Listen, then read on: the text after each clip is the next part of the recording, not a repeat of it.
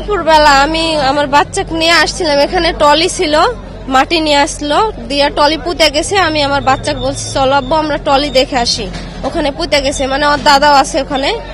পরে আমি আমার বাচ্চা দুইটা নিয়ে আসিছি, দুইটা কুলে নিছি। পরে আমার ডেনা লাগে গেছে, আমি বলছি আব্বু তুমি একটু নামো, হাঁটে চলো।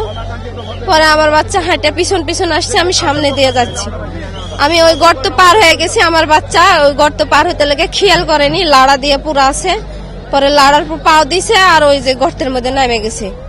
পরে মা করে ডাকছে, আমি পিছন ঘুরে দেখছি আমার বাচ্চার মা শুনতে পাচ্ছি, কিন্তু আমি দেখতে পাচ্ছি না। একটু আগে এসে দেখছি ও গর্তের মধ্যে থেকে মা করে ডাকছে, হাত দেখতে পাইনি। পরে আমি কান্দা শুরু করেছি। আমার শ্বশুর তাড়াতাড়ি দৌড়ে আসে, দেখছে ওর মধ্যে দিয়ে সবাই মিলে ইয়া করছে, বলছে এই ফেলো না, লাড়া ফেলো না, লাড়া ফেললে তো বাচ্চা ঢেকে যাবে না।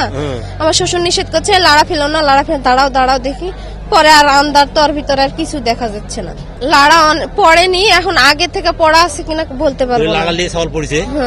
মানে লাড়া দেখতে পাইনি, ওরা লড়াই দেখতে পাচ্ছে। আমি ওই যে যখন দেখছি না পড়েছে, তখনই মা করে ডাকছে, আমি তো আর শুনতে পাইনি কিছু।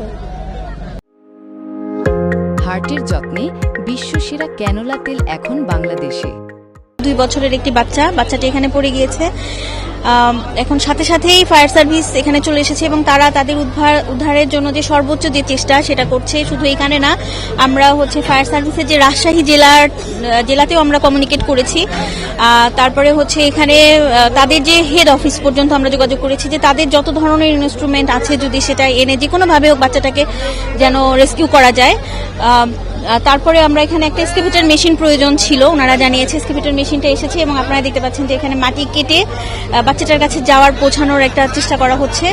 আর তাছাড়া আমাদের মেডিকেল টিমও এখানে আছে, অ্যাম্বুলেন্স এবং অক্সিজেন যাবতীয় তার যেন ফার্স্ট এইড যেটাকে বলা হয়ে থাকে, যেন বাচ্চাটাকে উদ্ধার করার সাথে সাথে তার যেন কোনো চিকিৎসার কোনো ধরনের কোনো ত্রুটি না হয়, সাথে সাথে যেন তাকে আমরা একটা চিকিৎসা যেন দেওয়ার ব্যবস্থা করতে পারি, সেগুলো সব আমাদের এখানে রয়েছে। এখন বাচ্চাটাকে উদ্ধার করতে যেটুকু সময় লাগবে, এখন এটা যেহেতু এখানে বাচ্চাটার কাছে যেটা ফায়ার সার্ভিস বলছে যে বাচ্চাটার কাছে তো আর এখান দিয়ে পৌঁছানো যাচ্ছে না, পাশে একটি গর্ত করে সেখান থেকে ঢোকার চেষ্টা করা হচ্ছে। বাচ্চাটা যেন নিরাপদ থাকে সেটার জন্যই চেষ্টা করা হচ্ছে, পাশে গর্ত করে ঢোকার জন্য। এবং হোপফুলি 30 ফিটের মধ্যে আমাদের মনে হয় 20 ফিটের মতো গর্ত ইতিমধ্যে করা হয়ে গিয়েছে যেটুকু জানা যাচ্ছে।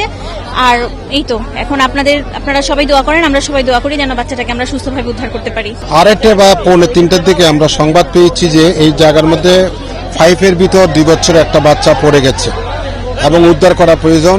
এই সংবাদ পাওয়ার পর চাঁপাইনবাবগঞ্জ, রাজশাহী এবং তানোর ফায়ার স্টেশনের 3টা ইউনিট আমরা এসেছি। আসার পর দেখলাম এখানে যে পাইপের ভিতর যেখানে মানে পড়ে গেছে ওই জায়গার মধ্যে আমরা আসার আগে পাবলিকরা কিছু চেষ্টা করেছে, কিছু মাটি এবং কিছু খড় গর্তের ভিতর পড়ে গেছে। তারপরও তারা আমাদেরকে জানাইছে 35 থেকে 40 ফিট নিচে বাচ্চাটা আছে। তা আমরা আমাদের সার্চভিশন ক্যামেরা দিয়ে আমরা দেখলাম যে বাচ্চাটা কিন্তু আমরা দেখি নাই বলতে ওখানে মাটি এবং খড় পড়ার কারণে আমরা দেখতে পারি নাই, তবে বাচ্চা ওখানে আছে, বাচ্চার আত্মীয় স্বজন বলছে। তা আমরা সাথে সাথে আমরা স্থানীয় প্রশাসনকে জানিয়েছি আমাদের এক্সকেভেটরের প্রয়োজন আছে, আমাদের এই মেডিকেল টিমের প্রয়োজন আছে, হ্যাঁ আমাদের অক্সিজেনের প্রয়োজন আছে। আর আমরা এখানে ভেন্টিলেশন ফ্যান আমরা এনেছি, আমরা সবকিছু আমরা মানে লাগিয়ে রেখেছি। বাচ্চাটাকে যতটুকু বাঁচিয়ে রাখা আমরা চেষ্টা করছি, বাদ বাকিটা এক্সকেভেটর মাটি কাটা শেষ করে দিলে আমরা বাচ্চারা উদ্ধার করতে পারবো। উদ্ধার কার্যক্রম এখন ভেন্টিলেশন তো দেওয়াই আছে এবং মেডিকেল টিমও আছে সবকিছু, আর এক্সকেভেটর দিয়ে মাটি কাটার মানে চলছে। আশা করি 3 ঘন্টার মধ্যে মাটি কাটা শেষ হবে বাচ্চাটা। আমরা না এক্সকেভেটর আছে প্রায় 5টার দিকে। আশা করি 3 ঘন্টা কাজ করলে মানে আমরা উদ্ধার কাজ শেষ করতে হবে। জি, কারণ মাটি তো কাটতে হবে 35 ফিট থেকে 40 ফিট গভীরতা।